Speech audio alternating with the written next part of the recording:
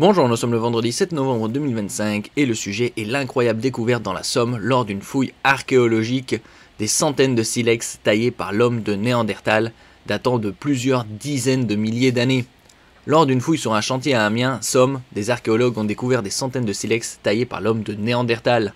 N'oubliez pas de vous abonner pour plus de news nationales, européennes et internationales sur ce monde merveilleux dans lequel nous vivons. De nouvelles preuves de la présence de l'homme de Néandertal dans la Somme viennent d'être mises au jour lors d'une fouille préventive menée par l'INRAP rue de Cagny à Amiens sur 2000 m². Avant la construction d'un ensemble immobilier, les archéologues de l'INRAP ont fait une incroyable découverte. Ces derniers ont trouvé des silex attribuables au paléolithique moyen, période correspondant à la présence de Néandertal en Europe, indique l'INRAP. Ces silex sont conservés dans les paléosols ou sols fossilisés, datés du début de la période glaciaire, moins 100 000 à moins 70 000 ans. Des centaines de silex découverts. Une découverte majeure permettant d'affirmer les silex taillés découverts sur le site montrent que les groupes préhistoriques y venaient avant tout pour s'approvisionner en silex, matériaux qui affleurent sur le versant crayeux de la parcelle et qui se prêtent bien au débitage, c'est-à-dire à la taille du silex. Sous des couches de l'os stérile, les archéologues ont mis au jour 3 niveaux successifs interprétés comme des sols stépiques. Ces horizons révèlent un environnement sec et ouvert avec une végétation composée principalement de graminées. L'INRAP poursuit. Le premier niveau est un limon brun, daté aux alentours de moins 70 000 ans. Il a livré une poignée de silex taillés, moins d'une dizaine, dont 2 éclats levallois, issus d'une méthode typique du paléolithique moyen qui permet de prédéterminer la forme des éclats avant leur extraction. Immédiatement au-dessous, on retrouve un deuxième sol stépique, gris clair partiellement conservé. Une centaine d'artefacts qui ont été recueillis pour un amas de tas remarquable comprenant 92 silex ont patiné d'une fraîcheur inhabituelle. La majorité des pièces sont des éclats corticaux, déchets produits en début de taille. Une nouvelle découverte attendait les archéologues lors du dernier sol stépique qui a livré 275 silex taillés.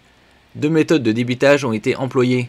D'une part la méthode Levallois pour produire des éclats allongés et des pointes, et d'autre part la méthode discoïde, très productive, permettant d'obtenir des éclats plus courts et trapus, parfois pointus. De ce niveau proviennent deux outils, des racloirs ainsi que des pointes cassées, indiquant une utilisation. Ces indices suggèrent que les groupes néandertaliens ne se contentaient pas de tailler du silex sur place, mais y réalisaient également d'autres activités, peut-être liées à la chasse ou à la boucherie, note l'INRAP. Jadis se trouvait une forêt boréale composée de pins et de bouleaux. Une fouille qui a permis aux archéologues d'estimer la nature du paysage il y a 85 000 ans. Avant ce paysage stépique se trouvait une forêt boréale composée de pins et de bouleaux. Ce niveau renfermait 449 silex taillés. Les lames portent des traces d'utilisation.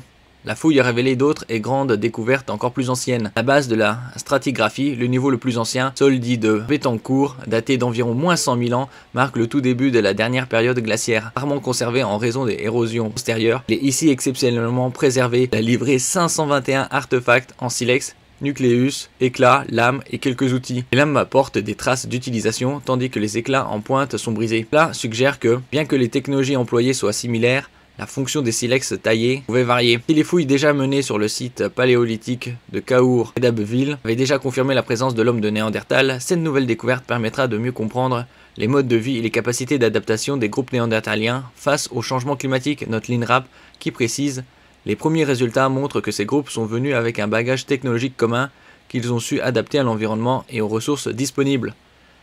Merci pour votre écoute et à la prochaine.